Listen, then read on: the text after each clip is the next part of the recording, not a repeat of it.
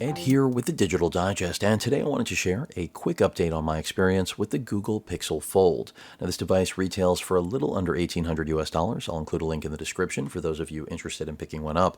And it's been on the market for roughly 2 months, and I've been using it for nearly a full month now, and I have to say I really like it. Now, initially, a little bit of shock with getting accustomed to a folding device that, well, didn't look and feel like what the new Z Fold 5 does, meaning a long, narrow device that opens up to, of course, a much wider 7.6-inch internal display, S Pen support, and, well, an ecosystem that Samsung has built on their own inside of Android using One UI. Of course, I've used Google phones in the past, Pixels, and before that, Nexus devices and everything in between. And there was a time when I really loved what Google was doing and thought that they were bleeding edge and really the manufacturer, not just developer, to invest in. Now, clearly the litmus has changed, but it's great to have them back in the fold, so to speak, because this is where they should be. You know, they've always kind of shied away from bleeding edge hardware, and, well, fifth generation, first generation, they certainly waited long enough, but better late than never. And the experience is definitely a reimagined one because you're working with this 5.8-inch incredibly wide display that you just do not get when you work with any of Samsung's folding devices. And there is a really big difference. I mean, what I would say is obvious is that Google examined the competition, looked at what they were doing right and wrong, and wanted to make something unique, and they did exactly that. We have a flush hinge style, which Samsung has already employed here in their fifth generation, so clearly Google knew what was coming, and they knew that part of what people wanted to see was a flush hinge like this.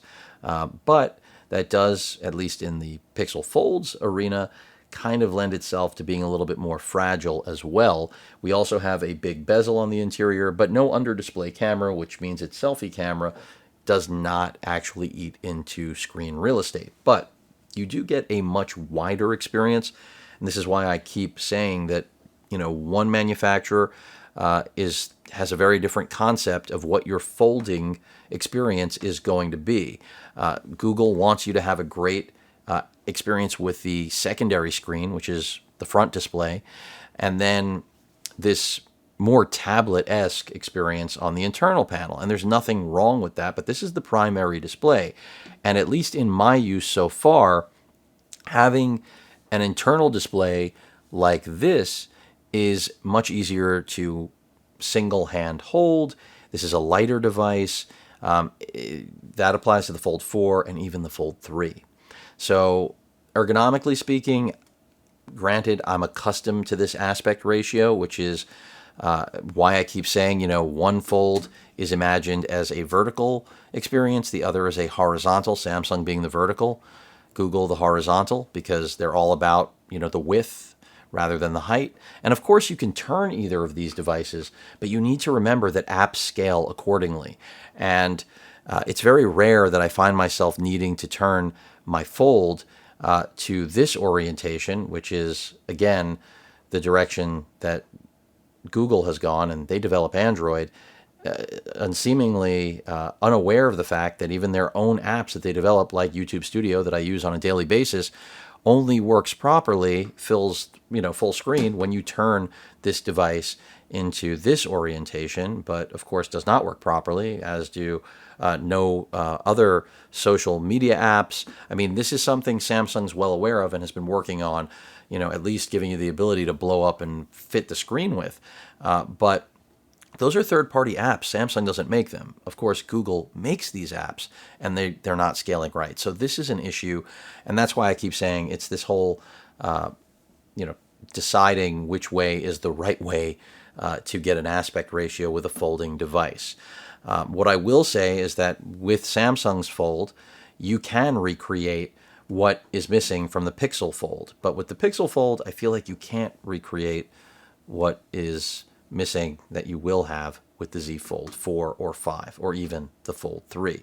Of course, I don't really want to stick the Fold 3 in there because it has that narrow front display, and that's even less usable than what I think is actually very functional on the Fold 4, but of course could always get wider as long as it doesn't destroy the interior footprint. And that's really the issue here that I have with the Fold 5, excuse me, the Pixel Fold so far, is that it's just heavy, and I find it a little difficult when it comes to general handling. Now, that's my experience. Some of you will disagree, and hopefully do so respectfully. I'm being respectful as well.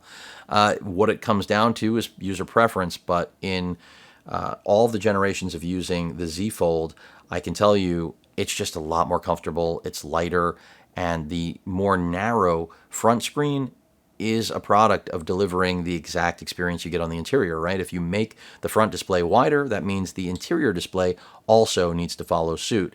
So I kind of feel like, I'm giving maybe Google too much credit with saying they made this conscious decision that the Fold needs to be either vertical or horizontal, but to them, this was an acceptable loss, a detriment in my opinion, but maybe they thought it wasn't, clearly, at the advancement of the front display. And look, I might be crazy, I might be dead on the money. I feel like that's what we got. They decided the biggest flaw of the Z Fold line is that front screen. Let's fix it. But they then realized that in the course of fixing it, they made it incredibly heavy and bulkier phone than I think they intended to. And it was at the expense of screwing up scaling with a lot of even their own native apps. So still, this is an excellent phone, believe it. In spite of what I just said, I would only know this as a 5th generation Fold user. I likely will be. I probably will keep this. And I may keep the Pixel Fold as well. Believe it or not, in spite of everything I'm saying, I still think it's great. The cameras on here are on par with, in my opinion, the Fold 4. Haven't really used the Fold 5 enough to say. A lot of people think that they're better than the Fold 4. I think they are really close. I think that's a little bit of just being a fan. Yes, colors are more neutral on the Pixel, but I don't know that that amounts to better imaging. That's a matter of preference, right? But somehow that's become a fact. Either way, the hardware in both camera arrays is close enough, but of course here we have a 5 times optical zoom. I would much rather have that. Samsung, hello, this should have a 10 times optical zoom as far as I'm concerned by now. Both phones are the same price, and even though this isn't a comparison, it's still incredibly relevant in understanding what you're going to get out of the Pixel Fold experience in the foldable market. And this is the standard of comparison as far as I'm concerned and the rest of the world. So I really like this device. Battery life inferior to the Fold, the Z Fold, to be clear.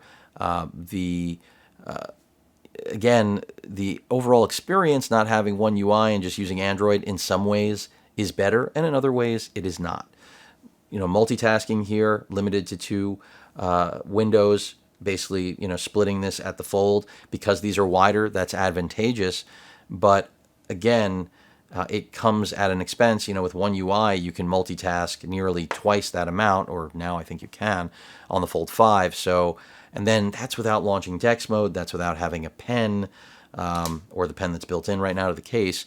Again, not trying to compare, but you have to, right? These are directly, finally competing devices. And if you've been wondering why we have this ghost in the room, genuinely laughing, which I have as a backup device, a memento of an effort, even though Microsoft is supposedly going to launch something with a folding screen right now. But it's clear, and I meant to mention this at the top of the video, that when they designed this, they took a play from the Duo. They said, let's make what Microsoft should have. And who knows?